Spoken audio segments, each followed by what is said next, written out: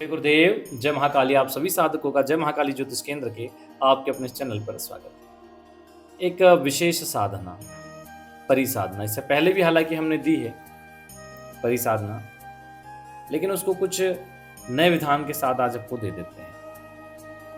कैसे इसको करना है और कैसे सिद्ध हो सकती है। वैसे स्वर्ण परिसाधना मुख्य रूप से स्वर्ण प्राप्त करने के लिए की जाती है। जो लोग गड़े धन आदि से संबंधित काम करते हैं उन लोगों के लिए भी, जिन्हें डाउट है कि उनके घर में गड़ा हुआ धन है उनके लिए भी, या फिर प्रत्यक्ष सिद्धि के लिए भी साधना को किया जाता है। हालांकि इसके बहुत सारे काम हैं, जैसे बीमारी आदि को ठीक कर देना, रोग आदि को ठीक कर देना, मतलब टोटल भलाई के काम ये सब करती है। भलाई वाले काम इससे आप करवा सकते हो और आपको भी समृद्ध बनाने का काम करती है। इस निमित्त आप इस स्वर्ण परिसाधना को कर सकते हो। बहुत से लोग डाउटफुल रहते हैं कि इस साधना को करें नहीं करें, क्योंकि जहाँ पर भी थोड़े से कुछ और मंत्र आ जाते हैं लोग डाउट हो जाते हैं कि ये मंत्र हमें नहीं करना चाहिए, लेकिन ऐसा नहीं है। सिद्धि होती है। सिद्धि के मुख्य उद्देश्य होना चाहिए आपका भलाई करना, जन कल्याण करना, और उससे प्रमुख चीज़ है उसमें कि आप सिद्धि को प्राप्त करो। तो सिद्धि प्राप्त करने के लिए ये साधनाएं बहुत महत्वपूर्ण हैं जीवन में आगे जाने के लिए।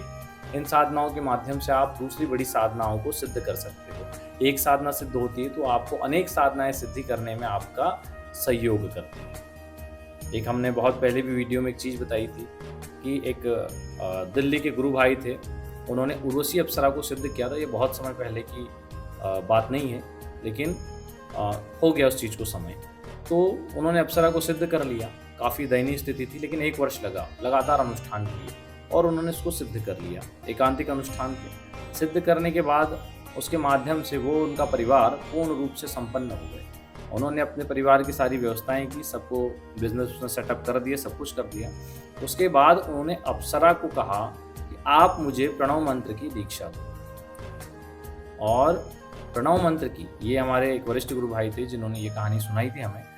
सत्यता का प्रमाण हम इस बात से लगा सकते हैं कि जिन्होंने ये बात बताई वो काफ़ी वरिष्ठ और अच्छे साधक हैं, तो वो कहीं से भी मिथ्या होने का सवाल नहीं उठता है। तो उन्होंने प्रणव मंत्र की उनसे दीक्षा मांगी और उन्होंने कहा कि दीक्षा देने का इतना सामर्थ्य तो नहीं है, लेकिन इसका रास्ता हम बता देते हैं। और उन्होंने उनको रास्ता बताया और उसके बाद से वो एकांतिक साधना में है, किसी के भी संपर्क में नहीं। वो कहाँ है, क्या है, कुछ नहीं पता। उन्होंने अपना एड्रेस भी चेंज कर दिया, तो अभी किसी को नहीं पता वो कहाँ साधनाओं में रहते हैं। तो साधक ऐसे ही होते हैं, वो कब कहाँ चले जाएं कोई कह नहीं सकते, क्योंकि जब सिद्धि हो गई तो अब चाहिए क्या।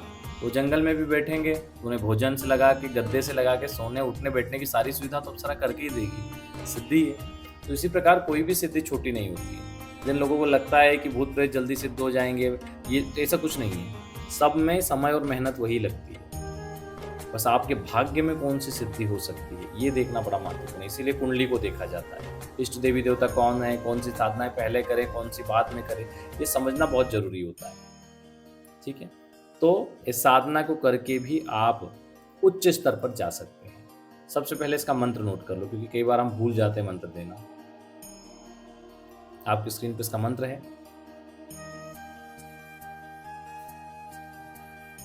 ठीक है, इसमें सामग्री लगेगी गुलाब के फूल, चमेली का इत्र, 8 गोमती चक्र, 8 सुपारी, लौंग, बतासे, काली तिल, सफ़ेद वस्त्र, सफ़ेद आसन, हकीक की माला।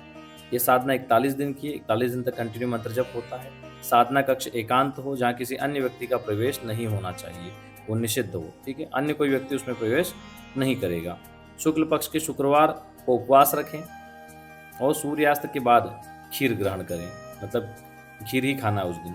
रात्रि को स्नान करके और शुक्रवार के शुक्ल पक्ष से आप ये साधना शुरू करेंगे। कक्ष में गुलाब की पंखुड़ियाँ बिखेर दें, गुलाब का इत्र स्प्रे कर दें, डाल दें। ठीक है, और स्वयं भी चमेली का इत्र या गुलाब का इत्र लगा लें। लकड़ी की चौकी पर एक सुंदर स्त्री का चित्र स्थापित करें। चारों ओर है उस फोटो के उधर गोमती चक्र रख दें। 8 सुपारी और अन्य सामग्री भी चित्र के समक्ष चढ़ाएं। पहले अपना पवित्रीकरण आचमन करके बैठ जाएं। उसके बाद एक घी का दीपक जला लें या चमेली के तेल का दीपक जला लें और उसमें थोड़ा सा इत्र डाल दें। घी का जलाएं तो भी उसमें इत्र जरूर डालें, चमेली का या गुलाब का। उसके बाद गोमती चक्र रखें फोटो के आसपास, 8 सुपारी और बाकी जितनी सामग्री है वो सामने रख दें। उत्तर की ओर मुख करके बैठना है। ठीक है, और फिर इसमें जप करना है। पीली हकीक माला का प्रयोग करें इसके लिए। रात्रि को 101 माला का जप और 101 मनके की ही माला हो। ठीक है, जप के पश्चात वहीं भूमि पर सो जाएं और प्रतिदिन शाम को केवल खीर ही खाई जाएगी, अन्य इसमें कुछ नहीं। मंत्र को जप करने से पहले अपना शरीर बंधन कर लें। जय महाकाली साबर मंत्र वाले चैनल पर हमने विभीषण जी का साबर मंत्र दिया हुआ है, उसका प्रयोग करें। ठीक है, प्रत्यक्षीकरण होने पर मनचाहा वरदान, चाहे आप उसको साथ में रखना चाहो, इच्छा के अनुसार बुला के काम करवाना चाहो या सोन आदि प्राप्त करना चाहो, वो इच्छाओं को पूर्ति करती है।